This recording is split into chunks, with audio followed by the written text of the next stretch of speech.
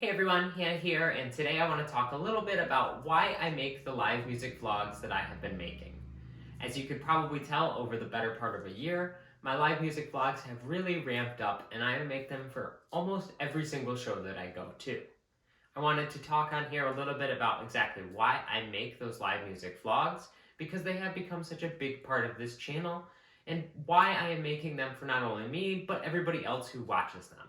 So without further ado, let's jump right into it. Starting off with number one is to record memories for myself. This may sound like a pretty obvious one, but I am recording these live music experiences so that way I can go back and watch them at a later date. It's so that when I say, oh, you know who I really enjoyed? I really enjoyed seeing So Down at Photo City last year. I can go back and I can watch my live music vlog and see different parts of the set and remember not only the set itself and all of the parts that I had recorded, but all of the people that I met throughout the night, all of the candy that I traded, and all of the extra things that happen at a show in between all of the recordings. I don't know about you, but for me, sometimes when I go out to a live music experience, the night can just fly by just like that, and I want to be able to have something to go back and look back on to remember all of those sets that I saw so fondly. Reason number two is to record memories for other people. Similar to the last one, I'm recording these live music vlogs for everybody else who was at that show. For people who did not record anything throughout the show, or may have only gotten a couple of Snapchats but want to see more extended footage of the show if it is available.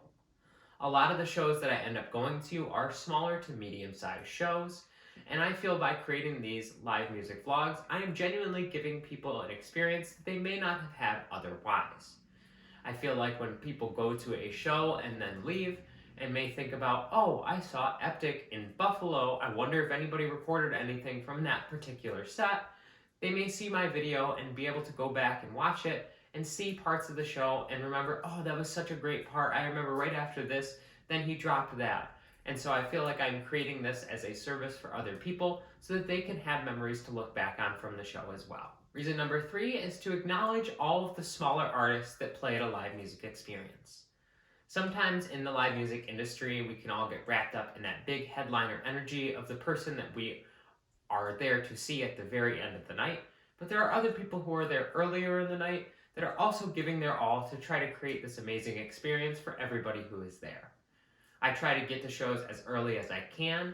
Sometimes it's a little difficult when I have a 2 or 3 hour plus drive, but I try to get to them as early as I can to see the openers because I always feel like they have really good energy, and sometimes they can play stuff that is absolutely insane, and I want to be able to remember who those insane openers are so I can go back and look up their music on my own and continue to listen to them after the show is over. I love when I leave a live music experience and I say, wow, that first opener, they absolutely blew me away.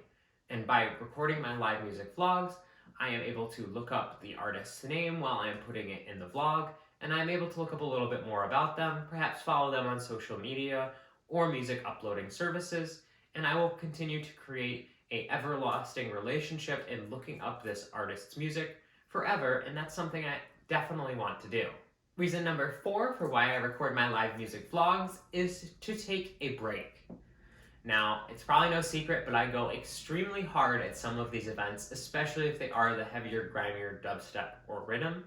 And if I didn't have something like this to record minutes of the show, I would be going a little too hard.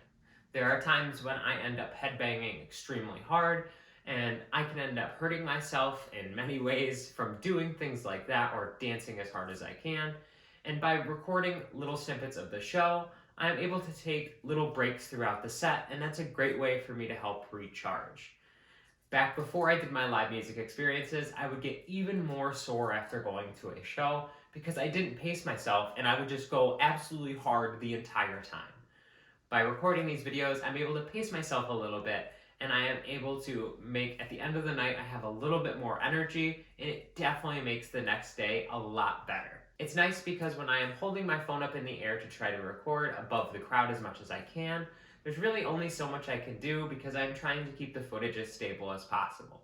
And so I end up just kind of bobbing my head or kind of swaying side to side a little bit, and that is definitely a good break considering most of what I am doing is just hardcore headbanging. And reason number 5 is to help ease nervousness and anxiety. Believe it or not, after going to all of these different shows that I have been to, and I have been to well over 50 at this point, I still get a bit nervous when I go to certain shows, especially if it is a newer venue and it is in a place that I am not familiar with a lot of people who are there, and especially if I don't know anybody, which ends up being the case most of the time when I go out, I can get a little bit nervous and anxious. I noticed this when I was at Epic last in Buffalo. I got very nervous and anxious, and I just didn't feel the vibes from the crowd that I was expecting to feel.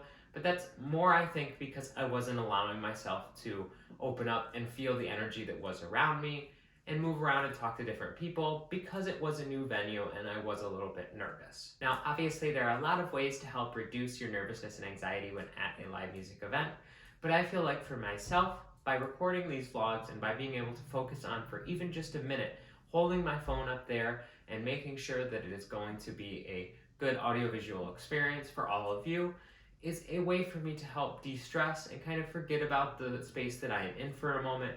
And a lot of times that can really help. I found that I didn't do that for the first half hour of Epic because it was such a small crowd. I didn't really feel comfortable. But once the crowd filled up a little bit, I started doing it, and it definitely helped quite a bit. And I think that's what I was missing in the beginning of the show. At this point, I think I do feel a little bit nervous if I am not recording any bit of the show, and I was a little bit nervous for starting to do it at a festival, but there is so much of the influencer culture at festivals and people recording not only themselves, but the sets they are watching, that I felt right at home doing it, and after going to Forbidden Kingdom and recording a vlog from there, I feel totally confident in recording them for every festival I go to from now on. Well, there we have it. Those are the 5 reasons why I create my live music vlog experiences. I would love to hear in the comment section below what your favorite vlog is that I made over the past year. As always, if you enjoyed this video, please make sure to like and subscribe, as that really helps support the channel and spread my videos out around YouTube. I would love to be able to share not only my live music vlog experiences, but all of the other parts of this channel, such as all of my personal finance talks, to more people around the internet, and by showing your support, it really does do that. Thank you all so much for watching, and take care.